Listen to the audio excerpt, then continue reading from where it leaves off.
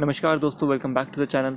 मैं पार्थ रावत करता हूँ आपका स्वागत। इंडिया में कई धर्मों के लोग एक साथ रहते हैं। आज उन्हीं में से एक धर्म के बारे में आज हम बात करने जा रहे हैं, वो है सिखिज़्म। आप लोगों ने पौंटा साहिब का नाम तो सुना ही होगा, लेकिन आज हम उसके नहीं उन गुरुद्वारा के आपको दर्शन कराने जा रहे हैं जो सिखिज़्म में बहुत ही मेजर रोल प्ले करते हैं और काफ़ी लोगों को इसके बारे में नहीं पता। तो चलिए शुरू करते हैं। आज जिन 4 गुरुद्वारा के मैं आपको दर्शन करवाने जा रहा हूँ वह हिमाचल प्रदेश में स्थापित है। हिमाचल प्रदेश में प्रस्थान करते ही पौंटा साहिब नजर आता है। यह अधिकतर लोगों को पता है, लेकिन जो मुख्य स्थान है जहाँ 10वें अवतार श्री गुरु गोविंद जी ने अपना पहला युद्ध 19 वर्ष में लड़ा था, वह काफ़ी यात्रियों को नहीं पता। पौंटा साहिब से 10 किलोमीटर आगे हमारा पहला गुरुद्वारा पगानी साहिब आता है।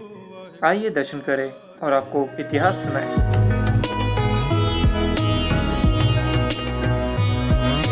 ये इलाका जंगल बियाबान, यहाँ पर फौजन निकलना सी। सो गुरुजी पौंटा साहिब से चलकर यहाँ पर पहुँचे। यहाँ पर गुरुजी ने अपना प्रयोग किया, कैंप लगाया। गुरुजी ने अपने हाथों से घोड़े बांधने के लिए कुछ खुंटे गड़वाए जो बाद में दरख्त बन गए। उनमें से एक खुंटा जामुन के रूप में बाहर मौजूद खड़ा है, जो कि 7 गुरुओं की प्रत्यक्ष निशानी है। पीछे गुरुद्वारा जो तीरगढ़ी साहब है, वहाँ पर गुरुजी ने मोर्चेबंदी करवा दी। लड़ाई शुरू होगी। गुरुजी ने हरिचंद हंडूरे को ललकारा, जो कि इनमें बहुत माना हुआ राजा था। इसने गुरुजी की तरफ आके 3 वार किए।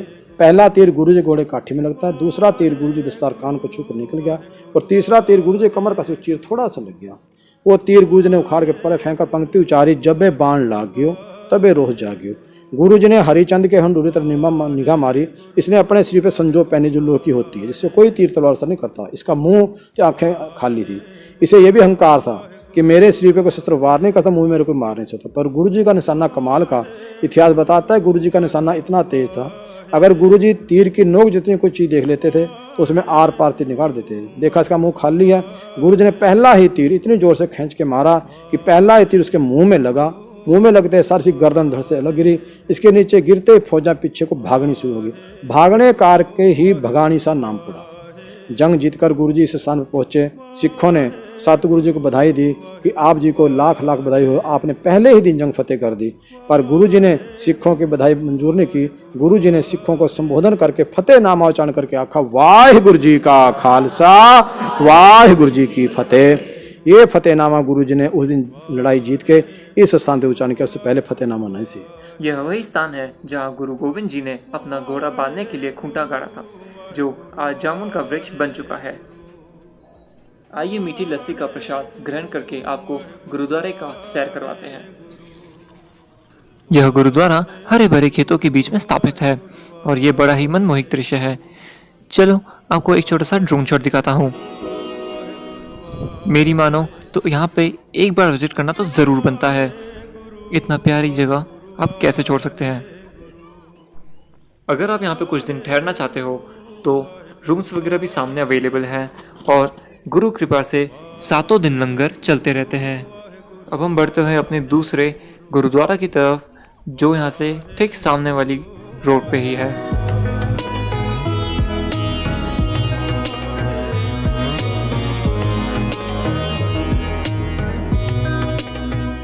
वाहिगुरु जी का खालसा वाहिगुरु जी की फतेह। इस पवित्र स्थान ते श्री गुरु गोबिंद सिंह जी महाराज जी ने अपनी अति सेना ਨੂੰ ਅੱਗੇ ਵਧਾ ਕੇ ਮੈਦਾਨ ਵਿੱਚ ਥੰਬ ਗੱਡ ਕੇ ਹੁਕਮ ਕਰ ਦਿੱਤਾ कि इस तो पीछे नहीं हटना, ਅੱਗੇ बेशक बढ़ जाना। इसलिए इस गुरुद्वारे का नाम श्री रणथंभ साहिब है। अब आपको कुछ पौराणिक चीजें दिखाता हूँ जो यहाँ पे खुदाई पे निकली थी।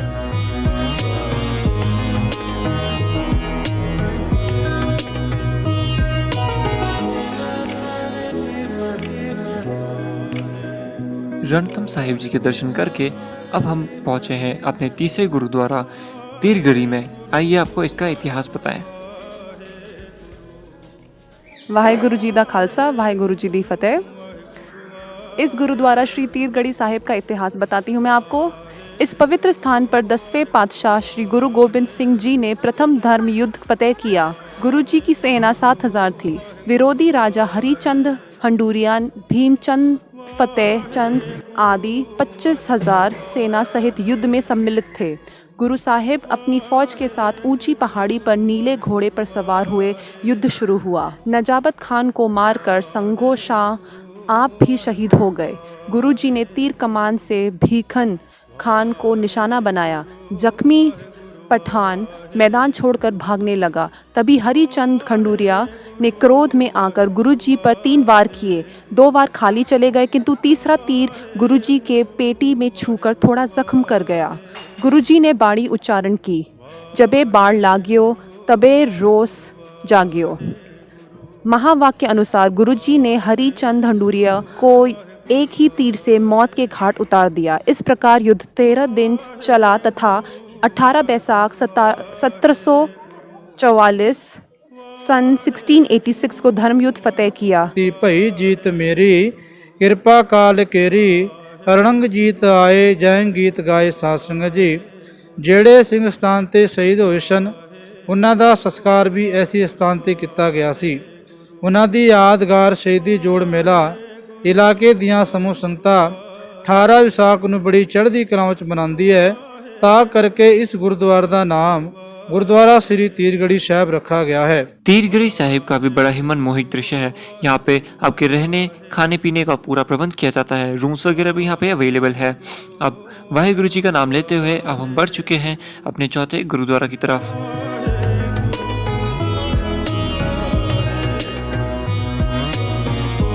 आप इन सारे गुरुद्वाराओं को एक ही दिन में कवर कर सकते हैं, क्योंकि ये सारे के सारे 1 से 2 किलोमीटर की दूरी में स्थापित हुए हैं। चलिए अब आपको चौथे गुरुद्वारा शेरगाह साहिब के दर्शन करवाते हैं।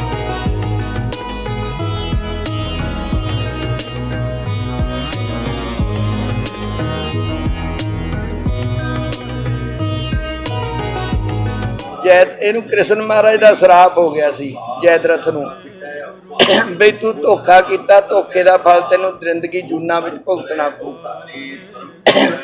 ਇਹਨੇ ਫਿਰ ਬਚਨ ਕਰਿਆ ਵੀ ਮੇਰਾ ਉਧਾਰ ਕਿਸ ਤਰ੍ਹਾਂ ਹੋਊ। ਕਹਿੰਦੇ ਵੀ ਕਲਯੁਗ ਦੇ ਵਿੱਚ ਗੁਰੂ ਨਾਨਕ ਦੇਵ ਜੀ ਦੀ 10ਵੀਂ ਜੋਤ ਵਿੱਚ ਆ ਕੇ ਤੇਰਾ ਉਧਾਰ ਕਰਾਂਗੇ, ਕਿਉਂਕਿ ਅਵਤਾਰ ਤਾਂ ਇੱਕੋ ਹੀ ਆ।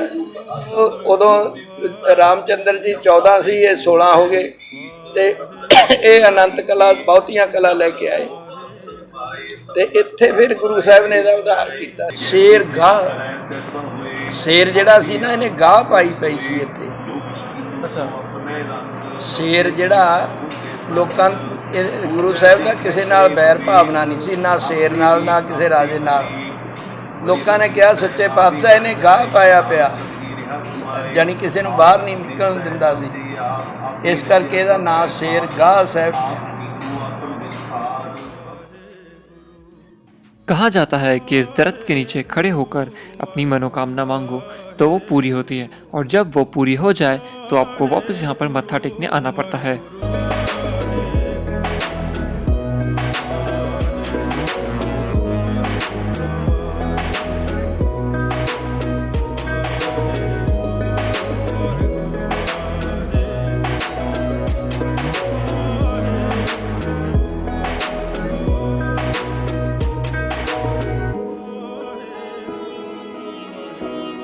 ਹੁਣ ਉਹ 200 ਬੈੱਡ ਦਾ ਹਸਪਤਾਲ ਬਣ ਰਿਹਾ ਉਹ ਸਾਹਮਣੇ। ਉਹਦੇ ਵਾਸਤੇ ਤੁਹਾਨੂੰ ਸਾਰਿਆਂ ਨੂੰ ਬੇਨਤੀ ਆ, ਆਪਣਾ ਆਪਣਾ ਯੋगदान कोई इधर पा लो कार सेवा ਵਿੱਚ। अब वापस घर की ओर बढ़ते हुए हम आ चुके हैं पौटिका साहिब में। जी हाँ, पौटा साहिब को पौटिका के नाम से भी जाना जाता है, क्योंकि गुरु गोविंद सिंह जी ने यहाँ पर अपने चरण स्थिर किए थे। पाँव का मतलब है चरण और टिका का मतलब है स्थिर, इसलिए इसको पौटिका के नाम से भी जाना जाता है।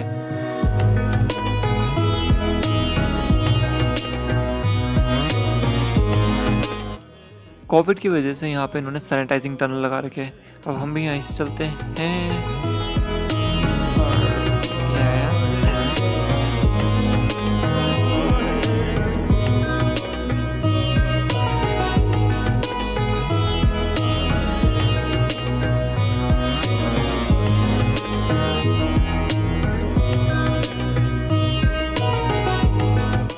सदगुरु पार ब्रह्म परमेश्वर के पावन श्री चरणों में विनती करें, नज़र मेहर के हाथ सदा बनाए रखना।